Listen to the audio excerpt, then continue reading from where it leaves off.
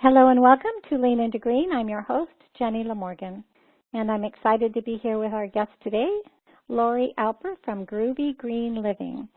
And I will introduce Lori and tell you a little bit about who she is, but first I want to share a little bit about Lean Into Green for those of you listening for the first time. At Lean Into Green, we learn from some of the best experts in this field of green lifestyles.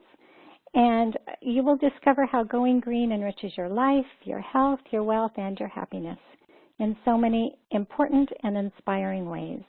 And you'll learn the many impacts that your own green lifestyle makes on the planet and on peace and lasting sustainability. You will deepen the way that you understand your own green lifestyle, and that's what Lean Into Green is all about.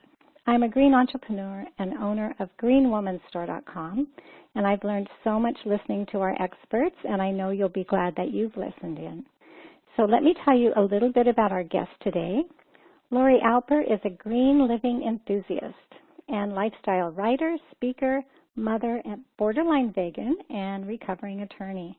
Lori is the founder and editor of Groovy Green Livin, her blog and her website, where she shares inspiration for greener lifestyles. She's also an eco-wellness consultant for businesses, schools, and individuals. Lori believes that simple, small changes in your life can lead to a non-toxic, healthier lifestyle and a greener planet. She's dedicated to sharing simple green living tips and to a healthy environment without harmful chemicals. Lori Alper, thank you for joining us, and welcome to Lean Into Green. Thank you so much for having me. I'm happy to be here. Now, I know you're a mom, and I'm wondering if your concerns for family health was what started you on your green journey. Well, my journey really started with my own health and taking care of myself. I was practicing law, and I noticed after practicing for 10 years that my body was starting to take a toll, and I really wasn't handling the stress very well. But my commitment to living a green and non-toxic lifestyle was really strengthened when I became a mother. And I think, many of us who are parents can certainly relate to the maternal instinct and how that goes into overdrive. And we'll do anything, to protect our children. And 2 of my children were diagnosed with life-threatening food allergies at a very young age. And I began educating myself about everything that we were putting in and onto our bodies. And once I opened that door, it was really next to impossible to close, since there's so much information out there. And, it's really imperative to share it with the world. So that's really how my journey began. And then the education just keeps us going forward. The more we learn, the more dedicated we become, I think. So Absolutely. So glad to have you with us today, educating us. Thank you. Thank you. Do you want to define for us what a green lifestyle is and how you interpret that in your work? Sure. A green lifestyle is really a very subjective phrase. And something that I always say is that there are really many different shades of green, and within those shades there's truly no room for judgment. So we're all on a different journey, and our paths may or may not intersect. And a green lifestyle can really pertain to anyone who's making an effort, whether large or small, to live a more non-toxic lifestyle. And hopefully that will ultimately impact our personal health and also the health of our planet. So it's sort of a very broad term. Well, I like that you're, including the non-toxic part of being green, because it's such an important part. It's such a huge piece of our health. And I know on your website you talk a lot about the dangers of plastics and the impact of the toxics in plastics on our family's health. Can you help us reduce our family's exposures to plastics and to BPA? Well, I can certainly give some tips maybe that you can try to implement into your life. In a nutshell, I've sort of fallen into this because plastic is so prevalent in our lives, and it's really everywhere. So it's hard to, I think, eliminate it completely, although I do have one friend, her name's Beth Terry, who is actually trying to do that. But, even in asking Beth, are you able to eliminate it completely, she said, no, I'm not, because it's really so ingrained in so many of our products. But plastic is generally toxic to produce, it's toxic to use, and it's toxic to dispose of. So, we're really dealing with some pretty intense stuff when it comes to plastic. And plastics contain hormone-disrupting chemicals and other additives that really can negatively impact our health.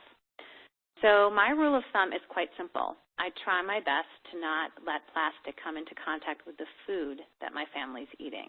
And that's sort of at the top of my list of priorities when it comes to plastic. So in our house, we've transitioned away from any plastic plates or cups, and we don't heat any food in plastic in the microwave, since the high heat, causes the plastic to break down and the toxins to leach into your food. But the interesting part about all of this is there's really a lot of discussion going on right now in our world about plastics and BPA. And BPA, which is bisphenol A, is something that we've been hearing about for quite some time. And it's an interesting issue for me because everybody's working really, really hard to get rid of it and remove it from so many of our products, which I think is fantastic. A new study was just released indicating that the chemical found in most canned foods can disrupt fetal development and set the stage for later life diseases, including breast cancer.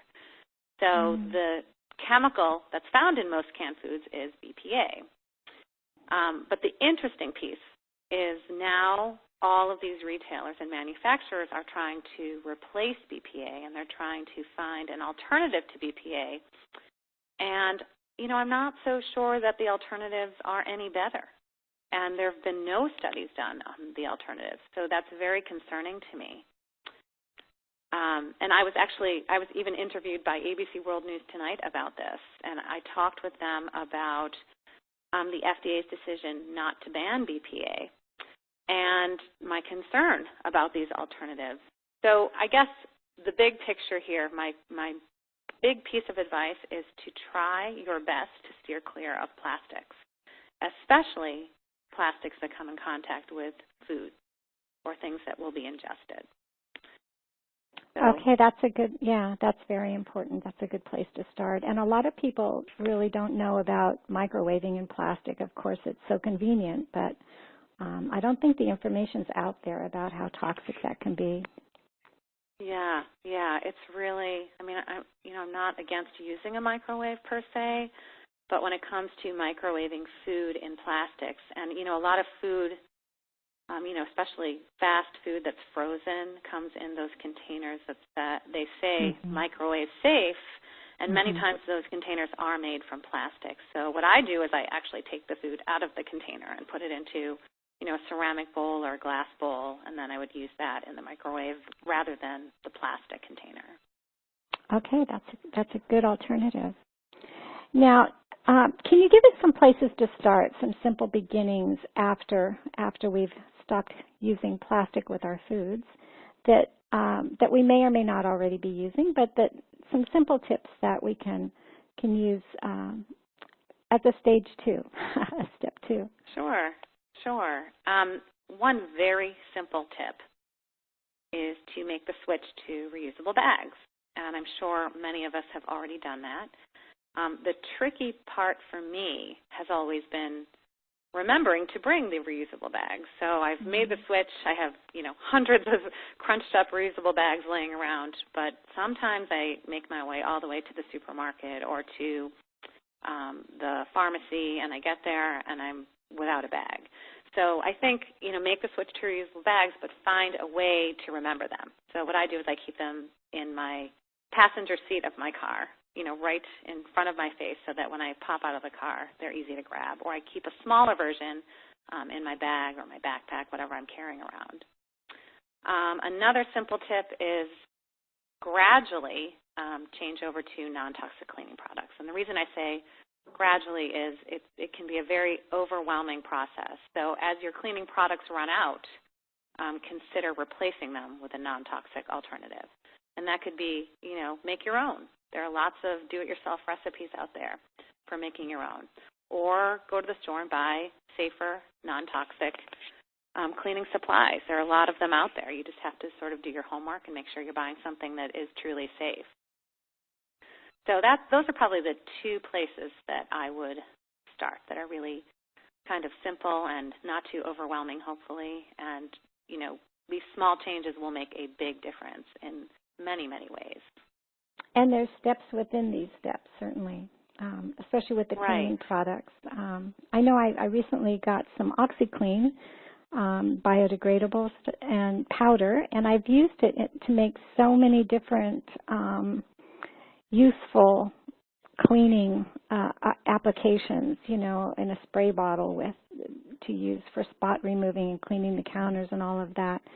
But it seems like when we're simplifying with these non-toxic products, we're also buying fewer. That's true. Because they're they have so many multi-uses. That's such a good point. Yeah. That helps our budget as well. We're not spending so much on these supplies. That's right. Yeah. Yeah, I mean, this stuff, I think it got a bad rap. People think that it's really expensive to do these things. And, there might be expensive alternatives out there, but there are also very, very, cost-effective ways to do these things that are really non-toxic and safe and, simple to do. It just takes a couple extra minutes, maybe a little bit of effort, but we can all do it. We can all make these changes. And the saving money piece of it comes in from so many different directions. I'm always surprised at how many ways I'm saving money going green. A lot of times we think it's more expensive, but, as we step in deeper, I think we learn more and more of the blessings of it all. Right. That's so true. That's so true. And in the long run, hopefully we're saving on the cost of our health in the long run and, keeping our planet intact. So those are some pretty good things to invest in. That's right. It's a lot more expensive to heal from any of these really serious diseases than it is to prevent them with organics and natural products, for sure. Yeah. So can you talk a little bit about healthy cookware, our pots and our pans? I think that's a big piece of not only toxins in the environment, certainly with the creation of Teflon, but also health problems for our families. So give us some healthy pots and pans that we can cook with, and let us know what you think of some of the cookware that's out there and so available to families. Yeah. So Teflon, let's just talk for a minute about Teflon.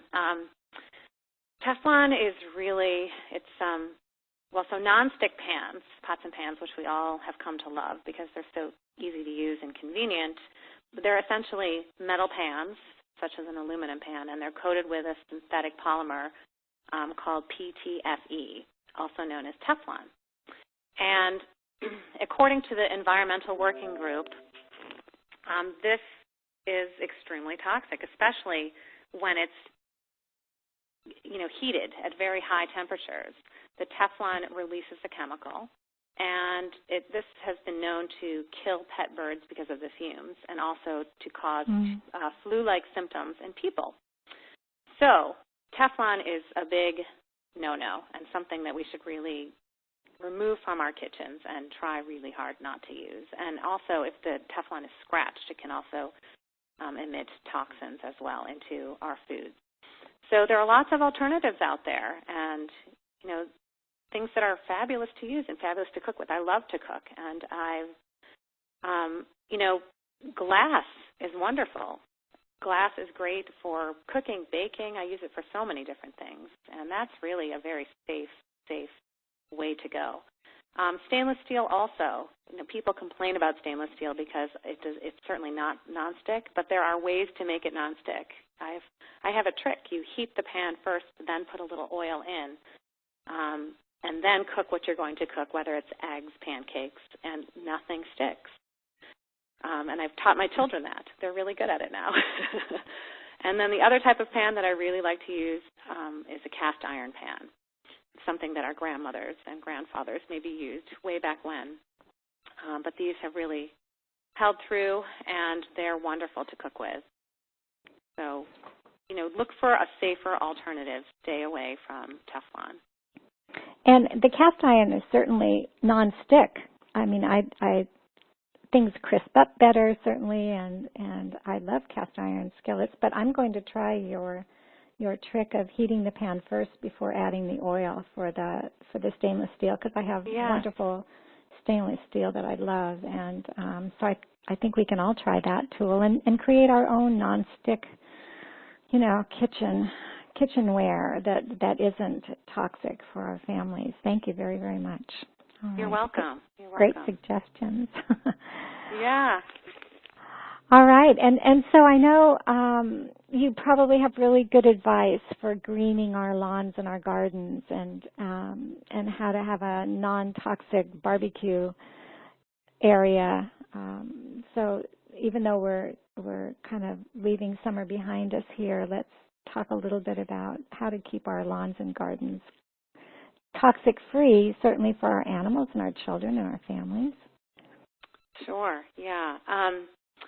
It's interesting. I think, especially in America, we've it's this never-ending battle to keep our lawns green and beautiful. And it's if you think about it, it's really a very unnatural way for our lawn to be. The grass wasn't meant to look like that or be like that. Mm-hmm. And, the greener the lawn, my assumption always is the more chemicals that are used on that lawn. And I really started to think about it when I became a mother. And at the time we had a dog, and my kids would go outside and they'd play, and I'd look, and, I have 3 boys who like to roll around in the grass a lot.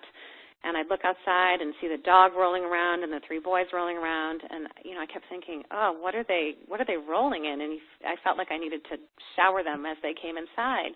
And so, I think if you look at it from that perspective, the perspective of our children are rolling around in things that we're directly applying to our grass to keep it green, it really doesn't make a whole lot of sense.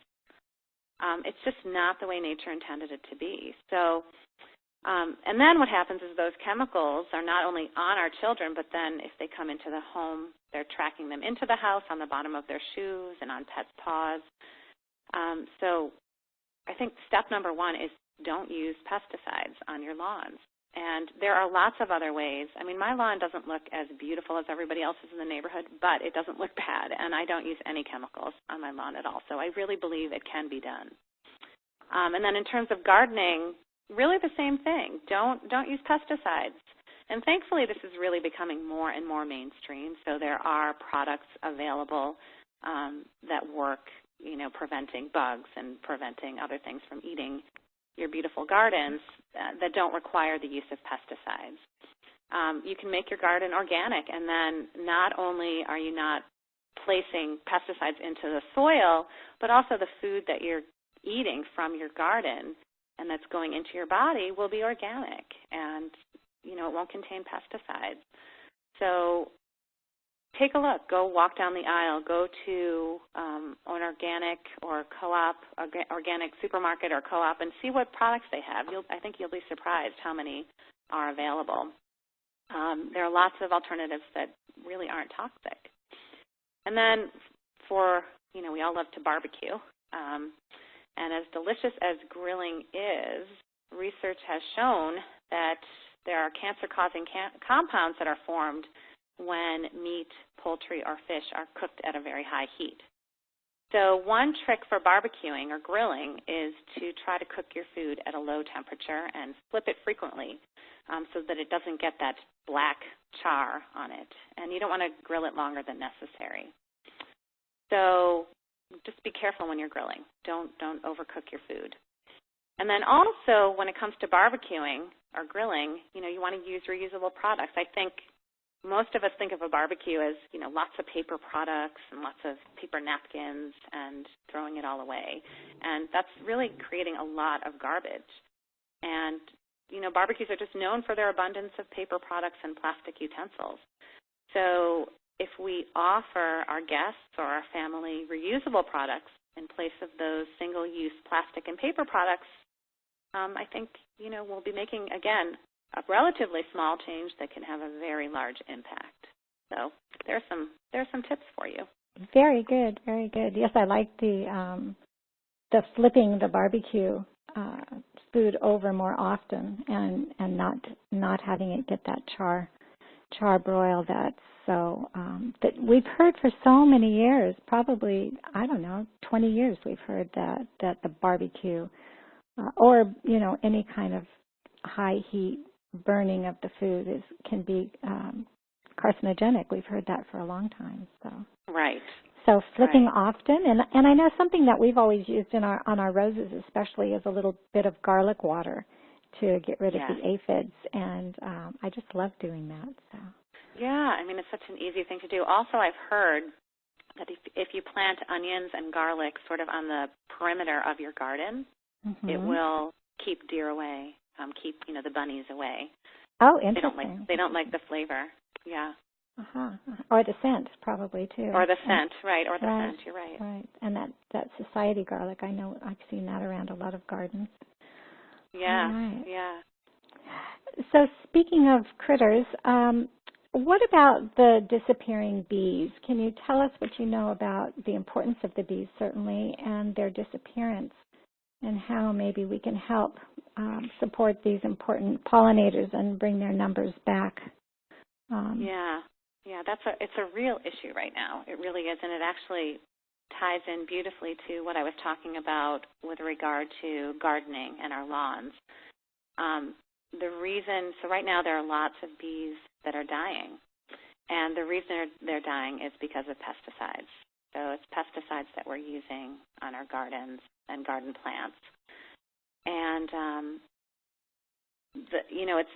it really has to be put in perspective. Bees pollinate many of our crops, including apples, cucumbers, watermelon, and more, and they are responsible for 1 in every 3 mouthfuls of food that we eat every day. So that just sort of places a perspective on how important our bees are to us. And if the bees die, quite honestly, so will we. They are necessary for humans to be alive. They need to be around. They need to be pollinating. And so what's happening here is the pesticides that we're using are killing the bees. So, what can we do? Well, going back to the garden, we can stop using pesticides, and we can purchase organic plants to grow in our garden that we know haven't been treated.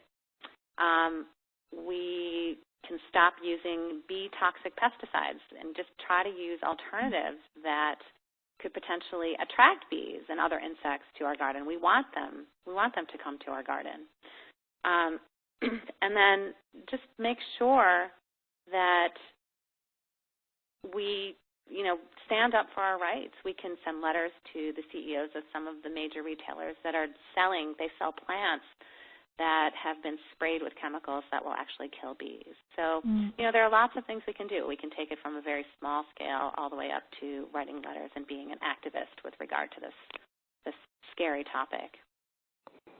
I remember when the awareness of the pesticide problem with the bees first started, and I think it was France that stopped using a certain group of pesticides, and they're not having the problem that the rest of the world is having. So there does seem to be evidence for the connection between pesticides and bee loss. So the U.S. is unfortunately one of the last ones to jump on this bandwagon. Most other countries have already banned this pesticide. So hopefully we'll join in. Well, it's education. I think we change when we know the reasons behind it. So and I know, one thing that my grandmother always did in the garden, we loved the bees in our family, and she'd always put a shallow, something like a jar lid of water out amongst the different plants so the bees could drink water during the day. And that's and really interesting. I've never heard of that. So they have some source of water while they're going about their important business. And I think really, it's a good way to share and just to be more present and aware of them as well. But Einstein said the same thing you did, that if the bees die, we die. So, we have that important connection to them. And it's true. Yeah, it's so ancient and so modern at the same time. Right. Yeah, we need them to pollinate. Otherwise, it's not. It's what makes the world go round. That's right. Yeah. All right. So if we have leaned into green a little deeper, and we're already doing some of these tips and tools that you've given us, what can we do to take some next steps? Where would we go to really, step in a little deeper into our green lifestyles? Well, I think, after we've made the switch to reusable bags and made the change over to non-toxic cleaning products, I think the next natural step would be to begin replacing your personal care products with safe and non-toxic alternatives. So as your shampoo runs out, think green. Replace the old with something non-toxic and safe. And what I do is I check all of my personal care products on the Environmental Working Group's Skin Deep Cosmetics database before I use them. So sometimes I'll do it in the aisle of the store when I'm purchasing something, or I'll bring it home and I'll look it up to make sure that it doesn't have ingredients that could potentially be toxic. And there have been many times when I've gone to the store, I've bought something that I thought looked great, I come home and check it out, and then I decide that I don't like what's in it, so I return the product because it had a high hazard score. So again, not going through and chucking everything all at once. I think it's important to sort of do this on an as-needed basis so that it's not an overwhelming proposition. And as things run out, start to replace them with things that are non-toxic and safe for you and your family to use. And that's a great way to really lean into green a little bit deeper. One thing I forgot to mention before is to just take your shoes off when you come into your home. That's a really simple way to keep the toxins out and keep your home, as safe as possible, so that all those pesticides, maybe not from your lawn, but from your neighbor's lawn, aren't tracked into your home. And that's certainly important if we have small children, small animals. Any of us that are laying on the floor and doing our yoga. Right, yeah, For right? sure. Absolutely. Yeah. Absolutely. Yeah, it's so important and so simple. Right, and it's a tradition in lots of places around the world to do that, and it's something that, it's a little piece of grace that we can add to our homes as well. Oh, that's a nice way to say it. Absolutely. Yeah. All right. Is there anything else that we haven't talked about that you'd like to share with our listeners? I know you have some new stories up on your website about some changes that have come recently. Yeah. I think some my news overall stories. I think my overall message, and something that I've seen firsthand, is that I really believe that together we can make a difference. And when we join together and we join forces, we're really a force to be reckoned with. So your voice does matter. And every small change that each one of us makes really does make a difference. Just very quickly, I started a petition asking Procter & Gamble to remove a cancer-causing chemical from their laundry detergent. And although I started this petition, 78,000 people stepped forward and signed the petition, and that's what made the difference. And so Procter & Gamble agreed to reformulate their laundry detergents because there was such consumer pressure. And so, that just goes to show you, we can all make a difference, and we all have a voice. And especially if you're the person in your home that has the spending and buying power, your choices that you make in the market or at the farmer's market or wherever you do your shopping, that is making a statement. And, keep doing what you're doing. And together, we'll make this world a really safe place for all of us and for our children.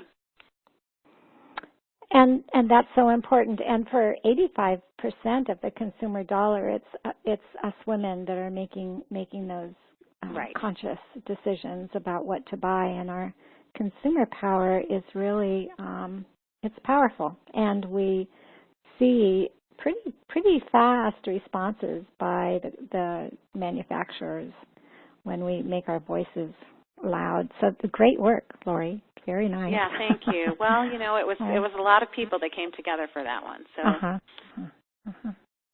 All right, but those online petitions, again, using online power, whether it's social media or petitions, all of it, it's changing our world, changing our world. It's changing our world, and we all have a say.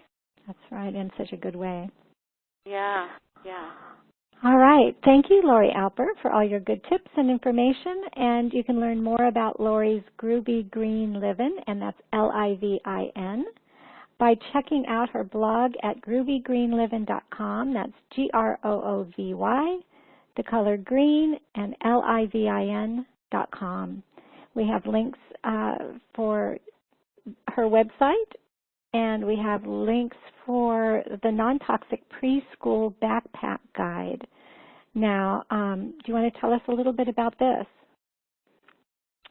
Sure. Well, so I started another petition asking Disney to take the toxins out of their Princess and Spider-Man lunchboxes. There was a study done that showed that their lunchboxes, which are made from vinyl, contain phthalates.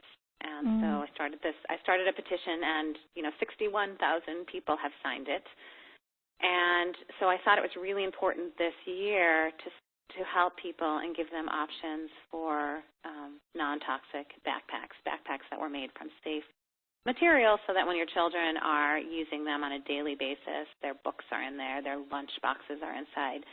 That really, it's an easy way to alleviate concerns and alleviate the possibility of toxins leaching into your kids' backpacks or into your lunch boxes, or them touching it and putting their hands in their mouths. So I created a backpack guide. This is the non-toxic preschool backpack guide, and there's also an elementary and tween backpack guide as well. So, backpacks for all ages that contain safe materials. Wow, that's really important. You're doing so much good work at your website, and it just shows what one mom can do. We can really make huge change. Thank you so much. So we have a link also for you to subscribe for updates from Lori and get the latest information and different projects that she's working on. I'm sure she'll be doing more campaigns and petitions in the future. And then we also have a link to join Lori on Facebook. So thank you again, Lori, for all your good work and your inspiration, too, to get us all stepping out there. Thank you, and thank you for putting all of this together. It's such great information from everybody, so I really appreciate that. Thank you. And thank you to all of us for listening in at Lean Into Green. Going green is a journey. It's a personal journey and a collective one. And you may want to invite your friends and family to listen in as well. Our experts provide a wealth of information as well as tips and tools for going green. I hope you will take time to make leaning into green a priority in your life, and I hope we've inspired you to go green in many new and rewarding ways. Keep listening as we all lean into green a little deeper on our collective quest toward sustainability.